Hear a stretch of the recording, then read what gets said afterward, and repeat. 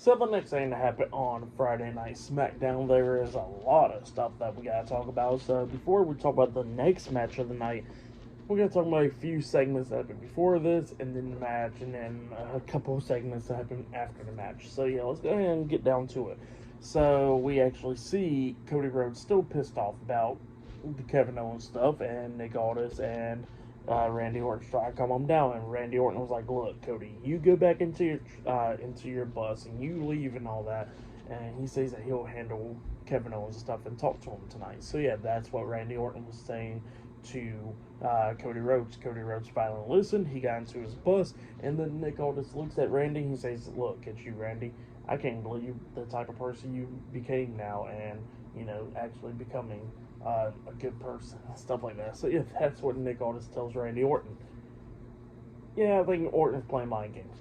But yeah, then after that we get to the next segment, which leads into a match. So yeah, we'll get to the WWE Women's Champion, Nia Jax. She comes out there with Miss Money in the Bank, Tiffany Stratton, and Nia Jax starts talking about how she beat Bayley this past Saturday at Bad Blood and all that. And she said that Bayley was pushing her a little bit, but she says that she annihilated Bayley, and how she's been annihilating everybody that's been coming through in her way and all that, and she's been making the path and all that stuff. So yeah, that's what Nia Jax was talking about. And Nia was talking about how she can beat anybody, just like Bayley. She can beat anybody in the women's locker room on SmackDown, and she says that she'll beat Liv Morgan at Crown Jewel as well. So yeah, that's what Nia Jax was talking about there. And then she looks at Tiffany Stratton, and then she says after she beats Liv Morgan, she says that Tiffany is going to be the one cashing in her Money in the Bank contract on Liv Morgan at Crown Jewel.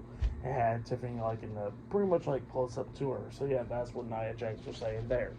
And then Naomi comes out there, and Naomi pretty much was talking about how she was the one that actually pinned Nia Jax a few weeks ago, and she says that she can do it again and all that. And Nia Jax was like, "Well, you know what? Fine. If you want to, we can have this match right now." So yeah, then it was going to set up a match, and Nia Jax pretty much tells Nick Aldis to bring out a ref, and the ref comes running down. Well, then all of a sudden, the WWE Women's World Champion Liv Morgan comes out there with Dominic Mysterio and Raquel Rodriguez, the Judgment Day. They come out there, and Liv was talking about how she is going to be sitting at ringside to watch this match go down. So yeah, that's what she was saying there.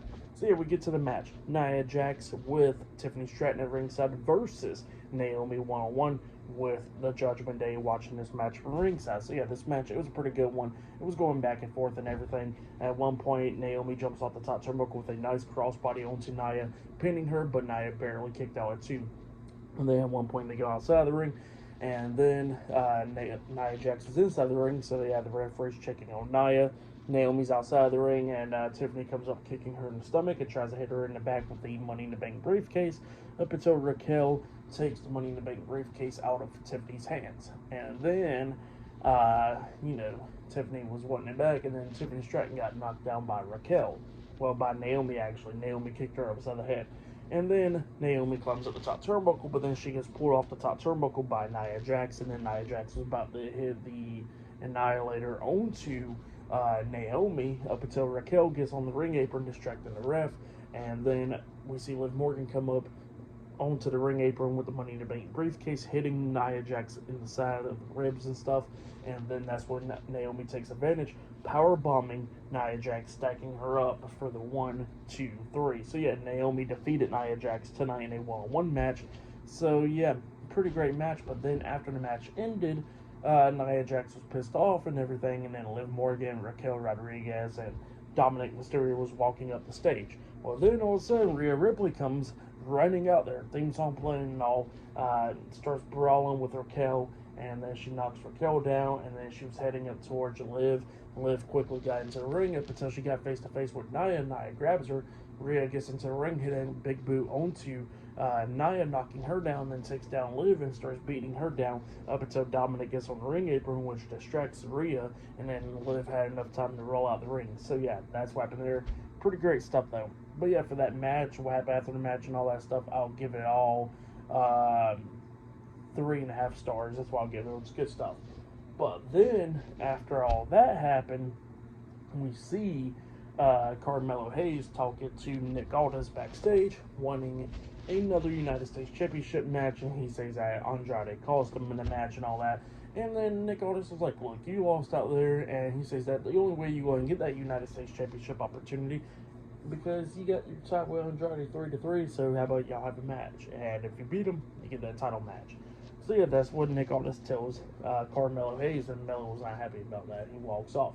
Well, then all of a sudden, we see Santos Escobar come up with Legado de Fantasma right there next to him, and Santos was talking about how Nick Aldis is giving, he sees that thing going on with Nick Aldis giving Melo and Andrade title matches and all that, and then he was telling Santos, well, if you would have get a title match, but you had your title match a few weeks ago and you lost it, I haven't seen you improve since then. So yeah, that's what Nick Aldis was telling Santos. And then Santos was like, I'm not talking about me, I'm talking about Electra, and I'm talking about Los Garza and all that.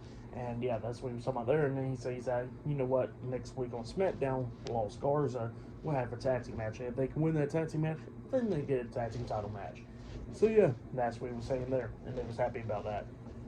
And then after that, we see Solo Sikoa. Solo Sikoa talking about how he got the match against Jimmy Uso tonight, and he says that he's going to beat Jimmy Uso, and Jimmy Uso is going to acknowledge him tonight. So yeah, that's what Solo was saying there. And then after that, we seen like a vignette once again, where apparently next week on SmackDown, we're going to see a tag team debuting next week, possibly Motor City Machine Guns. But yeah, that's next week. But yeah, I'll see you guys later until the next thing that happens on Friday Night SmackDown. I'll see you guys later. Till then.